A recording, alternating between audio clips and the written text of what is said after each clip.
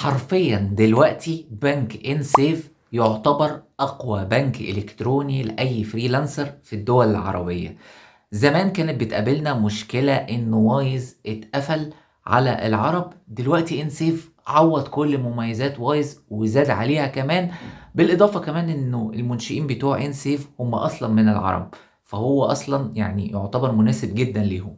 ليه بقى عملت المقدمة الجامدة دي؟ انا قبل كده شرحت لكم ان سيف وكيفية فتح الحساب، سواء انت من اي دولة عربية بتفتحه ببطاقتك الشخصية او بالاقامة بتاعتك او بالباسبور او ايا كان. الموضوع ما فيهوش اي تعقيد. في الفيديو اللي ظاهر قدامك هتلاقوني سايبه لكم في وصف الفيديو، وكمان وريتكم تجربة حية للسحب من حسابي في انسيف على حسابي البنكي هنا في مصر، وصلني في خلال ساعات بسيطة. وكمان بتقدر تطلع له بطاقة افتراضية بسعر بسيط جدا.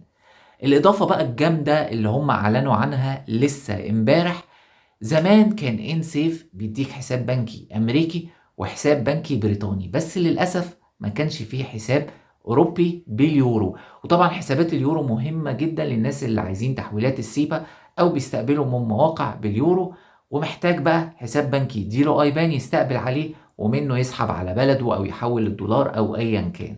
ان سيف اعلن امبارح ان انت تقدر دلوقتي من خلال التطبيق تفتح الحساب البنكي لكنه بعملة اليورو، وتقدر تستقبل عليه تحويلات من دول الاتحاد الاوروبي باليورو براحتك. زي ما انتم شايفين كده، اول ما بدخل على التطبيق طبعا انت لازم تكون محدث التطبيق، فلو ظهر لك علامة التحديث لازم تضغط عليها وتحدثه من متجر عندك عشان تظهر لك الخاصية الجديدة.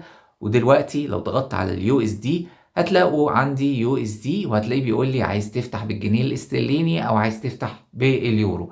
وطبعا لو انت اشتراكك البرو في انسيف فساعتها مش هيكلفك اي حاجة. اما حاليا وفي الوقت الحالي الله اعلم قدام، لو هتفتحه وانت حسابك الستاندرد العادي، فالحساب ده فتحه هيكلفك دولار 99 سنت، يعني 2 دولار، وطبعا هيفضل معاك مدى الحياة بدون اي حاجة.